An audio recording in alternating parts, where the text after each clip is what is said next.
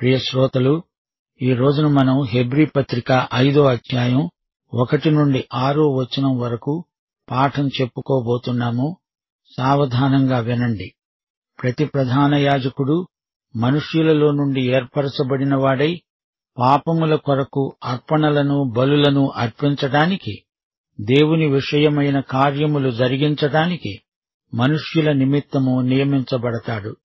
మనుష్యులలో నుండి ఏర్పరచబడి నియమించబడిన ప్రధాన యాజకులు ఈ లోకములోని వారే. వారికి మానవ బలహీనతలున్నాయి. వారు ఇతరులను రక్షించజాలరు, అది అసాధ్యం. 2వ వచనం, తాను కూడా బలహీనత చేత ఆవరింపబడి ఉన్నందున అతడు ఏమీ తెలియని వారి ఎడల, త్రోవ తప్పిన వారి ఎడల తాలిమి చూపగలవాడై ఉన్నాడు.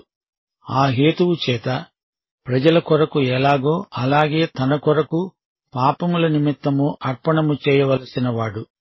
యేసుక్రీస్తే మన అక్కరలకు చాలిన ప్రధాన యాజకుడు. ఆయన అహరోను కంటే శ్రేష్ఠుడు. ఈ వాస్తవాన్ని రుజువు చేయడానికి పౌలు కొన్ని దృష్టాంతాలు తెస్తున్నాడు. ఈ మొదటి 3 వచనాలలో మానవ యాజకుల బలహీనతలను ఎత్తి చూపుతున్నాడు. మానవుడు గనుక ఈ యాజకుడు తన సొంత పాపాలకు ప్రాయశ్చిత్తం జరిగించుకోవాలి. కాని క్రీస్తుకు అదేమీ అక్కర్లేదు. ప్రధాన యాజకునికి ఉండవలసిన అర్హతలన్నీ అంతకు మించి క్రీస్తుకు ఉన్నాయి. ప్రధాన యాజకుడు మనుష్యులకు దేవునికి మధ్యవర్తి. ఎవరి పక్షాన మధ్యవర్తిత్వం నెరపుతున్నాడో వారి కష్టనిష్ఠురాలన్నీ స్వయంగా ఎరిగినవాడై ఉండాలి. అతనికి దైవికమైన అర్హతలుండాలి. దేవుడే అతణ్ణి యాజక పరిచర్యకు నియమించి ఉండాలి. ప్రధాన యాజకుణ్ణి ప్రజల మధ్య నుంచే ఏర్పరుచుకుంటాడు దేవుడు. అతడు మనిషే. అతడు ప్రజల పక్షాన దేవుని సన్నిధిలోకి వెడతాడు, అర్పణలిస్తాడు, పాపాలకు బలులర్పిస్తాడు. అయితే ఈ ప్రధాన యాజకుడు తానే బలహీనుడు. గ్రహించలేని పామరులను అవగాహన చేసుకుంటాడు. వారు చేసే తప్పులను సానుభూతితో చూడగలడు. అతని స్వంత బలహీనతను పురస్కరించుకొని ప్రధాన యాజకుడు తన స్వంత పాపాలకు కూడా బలులర్పించాలి. ఆ తరువాత ప్రజల పక్షాన వారి పాపాలకు బలులర్పిస్తాడు. మానవ ప్రధాన యాజకుడు మితులకు లోనైనవాడు. అతడు యాజక సేవకు అభిషేకించబడ్డాడు, ప్రతిష్ఠించబడ్డాడు. అర్పణలు, బలులు అతడు దేవునికి సమర్పించాలి. అర్పణలు అనగా నైవేద్యాలు, బలులు జంతు బలులు, పాప పరిహార బలులు. ప్రధాన యాజకుడు ప్రాయశ్చిత్త బలులర్పిస్తాడు. ప్రజలు తోవ తప్పినవారు, ఏమీ తెలియనివారు. వారి పట్ల తాలిమి, కనికరము గలవాడై ఉండాలి. దేవుని ఎదుట ఈ ప్రధాన యాజకుడు ప్రజాప్రతినిధి. తను మానవ బలహీనతలు గలవాడే. అందుచేత వారి పట్ల సదవగాహన కలిగి ఉండాలి. ధర్మశాస్త్రం ప్రతిపాదించిన ప్రకారం ఈ మానవ ప్రధాన యాజకుడు తన స్వంత పాపాలకు కూడా బలులర్పిస్తాడు. 4వ వచనం, ఎవడునూ ఈ ఘనత తానే వహించుకొనడు గాని అహరోను పిలువబడినట్లుగా దేవుని చేత పిలువబడినవాడై ఈ ఘనత పొందుతాడు. ప్రధాన యాజకుడు కావడం గొప్ప ఘనతే. అయితే ఎవడూ తనను తాను ఈ పరిచర్యకు నియమించుకొనలేడు. అహరోనును దేవుడు ఎలా పిలిచాడో అలాగే ప్రతి అభ్యర్థి పిలుపు కలిగి ఉండాలి. క్రీస్తు కూడా ప్రధాన యాజకుడవడానికి తనను తానే మహిమపరచుకొనలేదు గాని, నీవు నా కుమారుడవు, నేడు నేను నిన్ను కని ఉన్నాను అని ఆయనతో చెప్పినవాడే ఆయనను మహిమపరిచాడు. ఆ ప్రకారమే నీవు మెల్కీసెదెకు యొక్క క్రమము చొప్పున నిరంతరము యాజకుడవై ఉన్నావు అని మరొక చోట చెబుతున్నాడు. ఈ 2 వచనాలు 2వ కీర్తన 7వ వచనం నుండి 110వ కీర్తన 4వ వచనం నుండి ఉదహరించబడినవి. యేసు యాజకుడుగా, రాజుగా అభిషేకించబడినవాడు. దేవుని కుమారుడు, రాజు, మెస్సీయా, అభిషిక్తుడు. ఆయన రాజే కాదు, నిత్య యాజకుడు. యేసు పునరుత్థానుడై ఆరోహణమై రాజుగా, యాజకుడుగా పరిచర్య ప్రారంభించాడు. ఈ లోకంలో రాజు, ప్రవక్త ఇద్దరూ ఒకరుగా ఎప్పుడూ ఏర్పరచబడలేదు. క్రీస్తునందే ఈ 2 ఒకటి అయ్యాయి. శ్రోతలు, ఇక్కడ మెల్కీసెదెకు పేర్కొనబడ్డాడు. అహరోను కంటే ముందటివాడు మెల్కీసెదెకు. ఇతడు రాజు, యాజకుడు కూడా. మెల్కీసెదెకు అబ్రహామును ఆశీర్వదించి అతని నుండి కానుకలు స్వీకరించాడు. దేవుడే స్వయంగా తన కుమారుణ్ణి నియమించాడు. యేసుక్రీస్తు రాజు, యాజకుడు. యేసుక్రీస్తు ప్రధాన యాజకుడు. లేవీయ యాజక వ్యవస్థ కంటే యేసు గొప్పవాడు. ఈ అంశం హీబ్రూ ప్రజలకు పరిచితమే. యేసుక్రీస్తు ప్రవక్త, యాజకుడు, రాజు. దేవుడు మానవునితో చెప్పదలుచుకున్న తుది పలుకు యేసే. క్రీస్తునందు దేవుడు చెప్పాలనుకున్నదంతా చెప్పాడు. 2000 సంవత్సరాల క్రిందట ఆయన వచ్చి ప్రవక్తగా మాట్లాడాడు. ఆయనే దేవుని వాక్యం. ఈ తరానికి ఆయన యాజకుడు.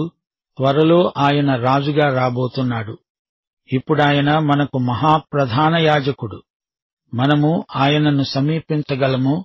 అహరోను కంటే గొప్ప ప్రధాన యాజకుడు. లేవి గోత్రీకులందరూ యాజకులైనట్లు విశ్వాసులందరూ యాజకులే. కొత్త నిబంధన యాజకులమైన మనం స్తుతియాగములు సమర్పిస్తాము. సోదరుడా, సోదరి, నీవీ రోజు దేవుణ్ణి స్తుతించావా? నీ యాజక ధర్మం నెరవేర్చావా? ఆయనకు మన తనువు, ధనము, మనసు అర్పించగలం. మనలను మనము సజీవ యాగముగా ఆయనకు సమర్పించుకోగలం. పద్ధతులు, మతాచారాలు కాదు, ఆధ్యాత్మిక యాజకత్వ పరిచర్య మనది. మతాచారం జడమైనది, తాత్కాలిక ఉద్రేకం కాదిది. క్రీస్తు కృపాసనము నుండి మనకు కనికరము, కృప కావాలి. ప్రధాన యాజకుని నియామకాన్ని గురించి పౌలు మాట్లాడుతున్నాడు. మానవ అభ్యర్థి. దేవుని ఎదుట అమాయకులైన ప్రజలకు అతడు ప్రతినిధి. అతడు దేవుని చేత అంగీకరించబడినవాడై ఉండాలి. ప్రజలలో నుండి ఎంపిక చేయబడి, ప్రజల కొరకై అభిషేకించబడి, ప్రత్యేకించబడినవాడై, ప్రజల పక్షాన దేవుని సమక్షంలో సేవ చేసేవాడే ప్రధాన యాజకుడు. ప్రవక్తకు, యాజకునికి తేడా ఏమిటి? ప్రవక్త దేవుని ప్రతినిధిగా మనుషుల వద్దకు వస్తాడు. యాజకుడు ప్రజల ప్రతినిధిగా దేవుని వద్దకు వెడతాడు. దేవుడేమి చెబుతున్నాడో ప్రజలకు చెప్పేవాడు ప్రవక్త. ప్రజలేమంటున్నారో దేవునికి చెప్పేవాడు యాజకుడు. ఇప్పుడు మన ప్రధాన యాజకుడు, దేవుని దగ్గర ఉన్నవాడు యేసుక్రీస్తు ఒక్కడే. యాజకుని సేవ పాపుల కొరకు కాదు, రక్షించబడిన పాపుల కొరకు. 1 యోహాను 2:1 చెప్పబడింది, నా చిన్న పిల్లలారా, మీరు పాపము చేయకుండా ఉండాలని ఈ సంగతులు మీకు రాస్తున్నాను. ఎవడైనను పాపము చేసిన ఎడల నీతిమంతుడైన యేసుక్రీస్తు అనే ఉత్తరవాది తండ్రి వద్ద మనకున్నాడు. దేవునికి స్తోత్రం. యేసు ప్రభువు మనకు ప్రతినిధిగా పరలోకంలో ఉన్నాడు. నా శత్రువైన అపవాది నాపై నిందారోపణ చేస్తూ ఉంటే యేసు ప్రభువు నా పక్షాన వాదిస్తాడు. ఆయన నా ప్రధాన యాజకుడు. యేసు ప్రభువు మాత్రమే ప్రధాన యాజకుడై దేవుని సన్నిధిలో నీకోసం, నాకోసం విజ్ఞాపన చేయగలవాడు. యేసు ప్రభువు తానే దేవునికి ఇంపైన బలి అయ్యాడు. వెండి బంగారముల వంటి క్షయ వస్తువులతో కాదు, నిష్కళంకమైన దేవుని గొర్రెపిల్ల రక్తంతో మనము విమోచించబడ్డాము. యేసు పాపరహితుడు. ఆయనలో పాపమున్నదని ఎవరూ స్థాపించజాలరు. 3 సంవత్సరాలు శిష్యులు యేసుతో తిరిగారు, ఆయనతోనే ఉన్నారు. ఆయనలో ఎట్టి లోపమూ వారు కనుగొనలేకపోయారు. ఆయన మానవుడుగా మన మధ్య జీవించాడు గనుక మన బలహీనతలను ఆయన బాగా ఎరుగును. ఏమీ తెలియని వారు, తెలియక పాపం చేసిన వారికి కూడా ఆయనే పాప పరిహారకుడు. సామెతలు 14:12 ఒకని ఎదుట సరైనదిగా కనపడే మార్గం ఉంది, అయితే తుదకు అది మరణానికి దారితీస్తుంది. యెషయా గ్రంథం 53:6 మనమందరము గొర్రెల వలె తోవ తప్పిపోయాము. మనలో ప్రతివాడు తనకిష్టమైన త్రోవకు తొలిగాడు. యెహోవా మన అందరి దోషమును ఆయన మీద మోపాడు. అందుకే హెబ్రీ పత్రిక 5:2 ఏమీ తెలియని వారు, త్రోవ తప్పినవారు పేర్కొనబడ్డారు. అహరోను సొంత బలహీనతల చేత ఆవరించబడ్డాడు. అయితే యేసు మన బలహీనతలను తాను భరించాడు. మనం పడితే ఆయన లేవనెత్తగలడు. అహరోను తప్పులు చేయవచ్చు, చేసిన పాపాలు చూడలేకపోవచ్చు, చెయ్యని పాపాలకు శిక్ష విధించవచ్చు. గాని యేసు అలా కాదు. ఆయనకు అంతా తేటగా తెలుసు. ఆయన తప్పు చేయడం అసాధ్యం. ఆయన కనికరం చాలా గొప్పది. 1 యోహాను 1:9 మన పాపములను మనము ఒప్పుకొనిన ఎడల ఆయన నమ్మదగినవాడు నీతిమంతుడును అయిన ప్రధాన యాజకుడు గనుక మన పాపములను క్షమించి సమస్త దుర్నీతి నుండి మనలను పవిత్రులనుగా చేస్తాడు. అహరోను మానవుడు, యేసు దేవుడు, మానవుడు. అహరోను బలిరక్తముతో అతి పరిశుద్ధ స్థలంలో ప్రవేశిస్తాడు. ప్రజల పక్షాన బలి అర్పించకముందు మొదట తన పాపాలకు తానే పాప పరిహార బలి అర్పించాలి. యేసు తానే సమస్త మానవతకు పాప పరిహారార్థ బలి అయ్యాడు. యేసు బలి దేవునికి ఇంపైనది, అంగీకారయోగ్యమైనది. నీవు నా కుమారుడవు, నేడు నేను నిన్ను కన్నాను అని దేవుడు ఆయనతో ఎప్పుడు చెప్పాడు? బెత్లెహేములో ఆయన పుట్టినప్పుడు కాదు. ఆయన చనిపోయి సమాధి చేయబడి తిరిగి లేచినప్పుడు పునరుత్థాన సమయంలో దేవుడు తన కుమారునితో నేడు నిన్ను కన్నాను అన్నాడు.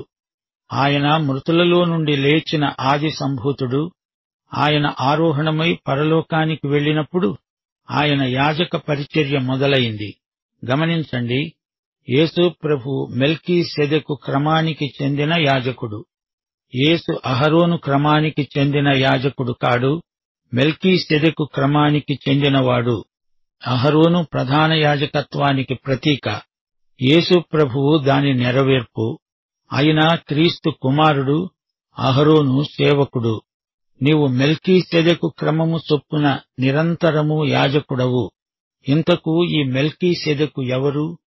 ఆదికాండం 18వ అధ్యాయంలో మెల్కీసెదెకు వృత్తాంతం ఉంది. అతడు సర్వోన్నతుడైన దేవుని యాజకుడు.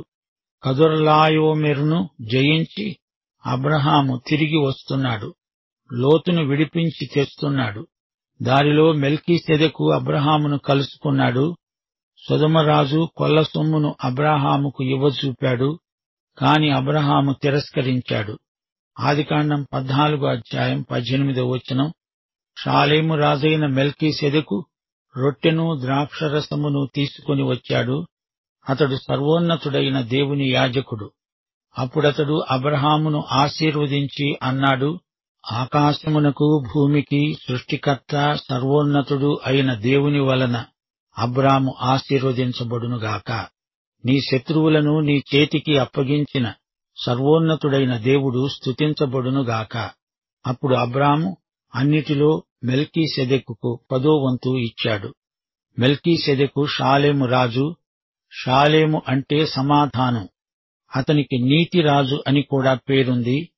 అతడు అకస్మాత్తుగా కనిపిస్తాడు. అతని పుట్టుపూర్వోత్తరాలు తెలియవు. 110వ కీర్తనలో మెల్కీసెదెకు పేర్కొనబడ్డాడు. దానికి హెబ్రీ పత్రిక వివరణ ఇస్తోంది. దేవునికి స్తోత్రం. ప్రియ శ్రోతలు, వింటున్నారా? పరిశుద్ధ యాజకత్వంలో, రాజయాజకత్వంలో విశ్వాసులందరూ ఉన్నారు. అహరోను ప్రధాన యాజకుడు. అతని అర్హతలు నేటి వాక్య భాగంలో పేర్కొనబడ్డాయి. తాలిమి గలవాడు, ఏమీ తెలియని వారు, త్రోవ తప్పిన వారు, 2 విధాల పాపులను గురించి ప్రధాన యాజకుడు తాలిమి గలవాడు. తెలియక చేసిన పాపమైనా అది పాపమే. సంఖ్యాకాండం 15వ అధ్యాయం 27 నుండి 31 వరకు. ఒకడు పొరపాటున పాపము చేసిన ఎడల వాడు పాప పరిహారార్థ బలిగా ఏడాది ఆడుమేక పిల్లను తీసుకురావాలి.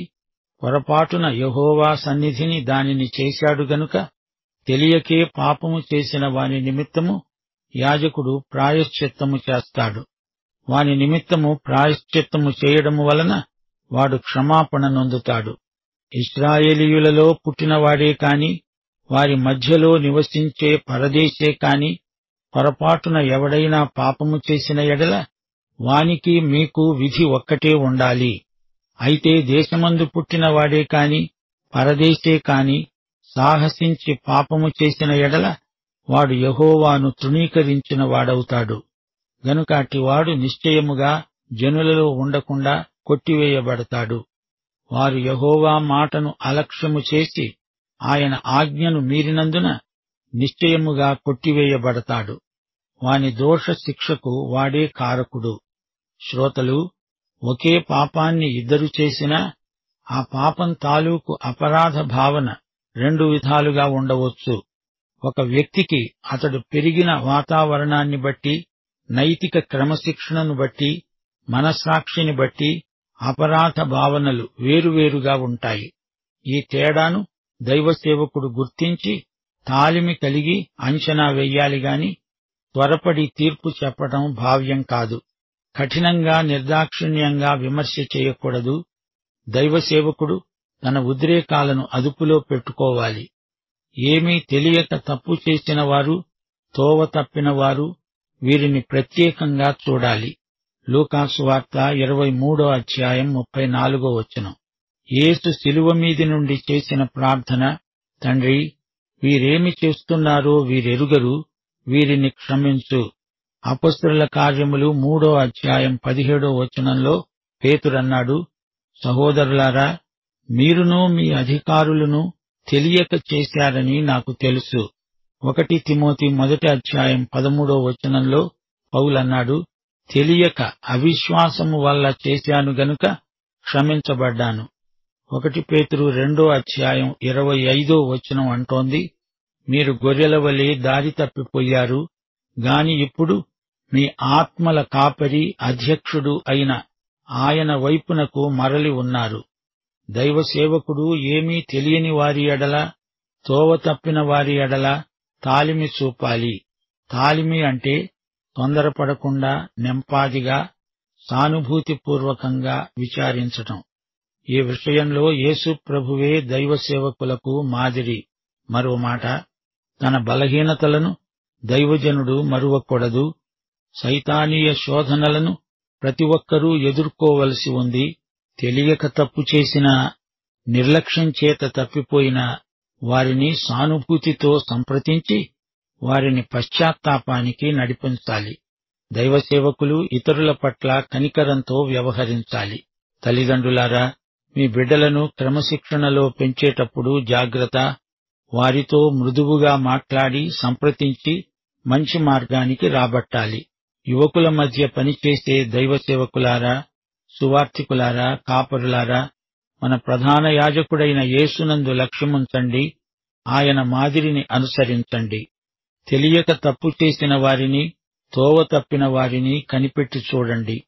శ్రోతలు, ముగింపులో యాజకత్వమును గురించిన ఒక విశేష భావన మీతో పంచుకోగోరుతాము. మెల్కీసెదెకు ఒక మార్మిక వ్యక్తి. ఇతడు యేసుక్రీస్తుకు ముందు గుర్తు. ఇతనిలో దేవుని ప్రేమ, శాంతి, సమాధానాలు వ్యక్తమవుతున్నాయి. బైబిలులో మనకు కనిపిస్తున్న యాజకుడైన రాజు మెల్కీసెదెకు. అబ్రహాముకు రొట్టె, ద్రాక్షరసమిచ్చి అతనికి దశమభాగమివ్వటం నేర్పించిన గొప్ప వ్యక్తి. అబ్రహాముకు మెల్కీసెదెకు స్పష్టంగా చెప్పాడు, నీకు ఈ ఘన విజయమిచ్చింది సర్వోన్నతుడైన దేవుడు. ప్రియ శ్రోతలు, యేసుక్రీస్తు పాపరహితుడు. ఆయన మన పాపాలకు బలియాగమైన ప్రధాన యాజకుడు. ఆయన మాత్రమే మానవతకు ప్రాతినిధ్యం వహించిన ప్రధాన యాజకుడు. కనికరము గలవాడు, ప్రేమ గలవాడు, మన బలహీనతలను ఎరిగిన సన్నిహితుడు. దేవుడు క్రీస్తునందు చూపే ఆదర్శ మానవత మనకందరికీ ప్రత్యేకాకర్షణ. ఈ లోకంలో కాదు, పరలోకంలో మన ప్రధాన యాజకుడు దేవుని సమక్షంలో మన పక్షాన విజ్ఞాపన చేస్తున్నాడు. పాఠం ఇంతటితో సమాప్తం. మన ప్రభువైన యేసుక్రీస్తు వారి దివ్యకృప, తండ్రి అయిన దేవుని పరమ ప్రేమ, పరిశుద్ధాత్మ యొక్క అన్యోన్య సహవాసము మనకందరికీ నిత్యత్వము పర్యంతము తోడై ఉండునుగాక. ఆమేన్.